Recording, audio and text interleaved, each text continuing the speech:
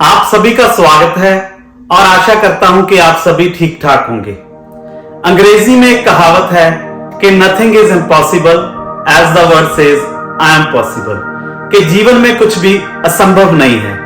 तो आज हम बात करेंगे एक ऐसी महान हस्ती की जिन्होंने लॉन्ग डिस्टेंस स्विमिंग में हवाना क्यूबा से की वेस्ट फ्लोरिडा 180 किलोमीटर का सफर 53 घंटों में 64 साल की उम्र में तय किया और ऐसा उन्होंने एक वर्ल्ड रिकॉर्ड बनाया।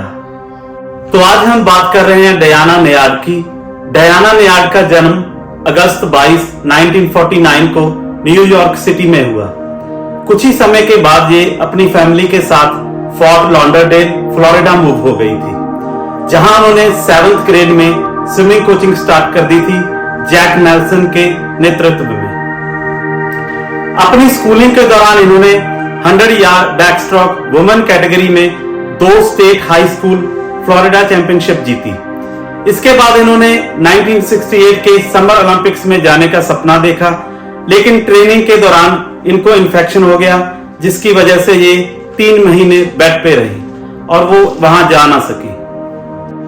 अपना स्कूल खत्म करने के बाद इन्होंने एमोरी यूनिवर्सिटी में दाखिला लिया, लेकिन कुछ ही समय बाद उन्होंने इनको निकाल दिया क्योंकि ये 4थी मंजिल की खिड़की से पैराशूट पहनकर नीचे कूद गई थी। तो ये शुरू से ही थोड़ी सी एडवेंचरस टाइप की रही है। इसके बाद इन्होंने लेक फॉरेस्ट कॉलेज इलिनॉइस को ज्वाइन किया, जहां इन्होंने लॉन्ग डिस्टेंस स्विमिंग इवेंट्स दोबारा शुरू कर दिए। कुछ ही समय बाद इन्होंने एक ट्रेनिंग कैंप AKO मैक, जो कि ओंटारियो कनाडा में पड़ता था, वहां दाखिला लिया। 1970 में इन्होंने ट्रेनिंग के दौरान अपनी पहली रेस, जो कि 16 किलोमीटर लंबी थी, 4 घंटे 23 मिनट में पूरी की। ये लेक ओंटारियो में थी।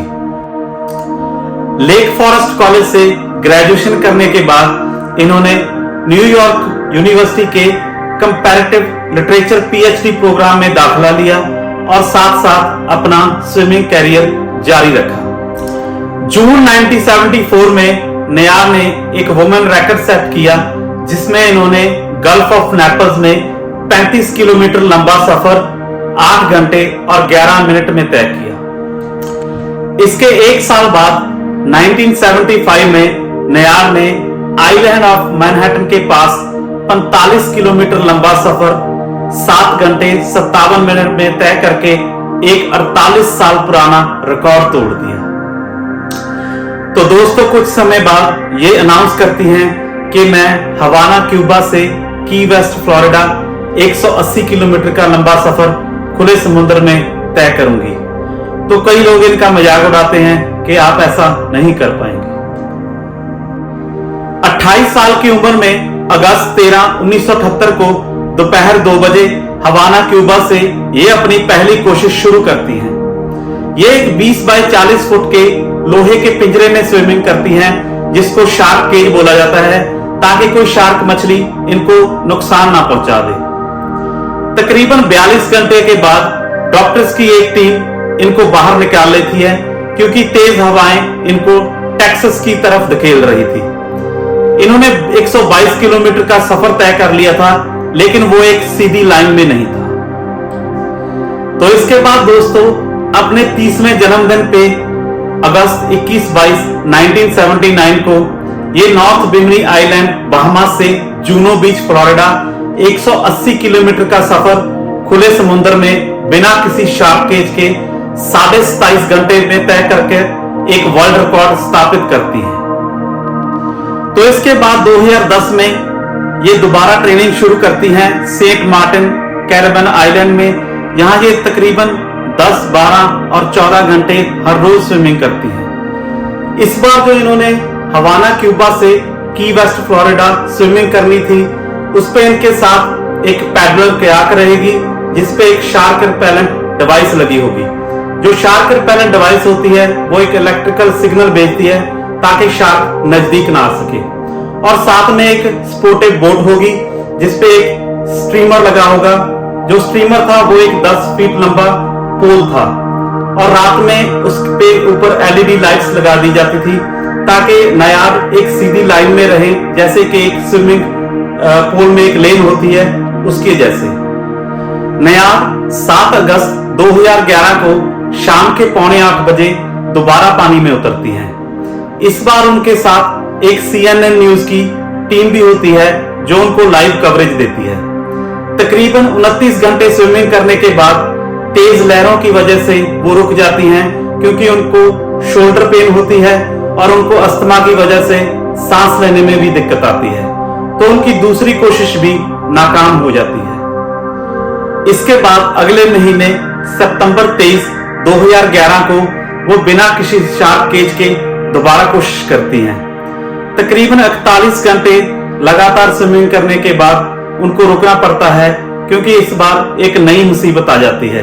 उनके शरीर पे जेलीफिश स्ट्रिंग्स लग जाती हैं और जो लहरें होती हैं वो भी उनको दूसरी तरफ धकेलती हैं। इस बार वो 124 किलोमीटर का लंबा सफर तय कर लेती हैं, तो जो उनकी तीसरी कोशिश होती है वो भी सफल नहीं हो पाती। इसके तकरीबन 1 साल बाद अगस्त 18, 2012 को नायार अपनी चौथी कोशिश शुरू करती हैं, लेकिन उनकी टीम को अगस्त 21, 2012 को रुकना पड़ता है, क्योंकि 2 बहुत ही खतरनाक तूफान आते हैं और उनके शरीर पे 9 जेलीफिश स्ट्रिंग्स लग जाती हैं। अगस्त 31, 2013 को नायार एक ऐतिहासिक सफर शुरू करती हैं। इस बार उनके साथ 35 लोगों की एक टीम भी होती है जो उनको सपोर्ट करती है। वो एक फुल बॉडी सूट पहनती हैं और सिलिकॉन मास्क लगाती हैं जेलीफिश से बचने के लिए। तकरीबन 53 घंटे लगातार स्विमिंग करने के बाद सितंबर 2, 2013 को दोपहर के 1:55 पे ये की वेस्ट फ्लोरिडा के बीच पर पहुंच जाती हैं और इतिहास रच देती हैं। वहां काफी लोग ऑलरेडी इकट्ठा हो जाते हैं इनके स्वागत के लिए।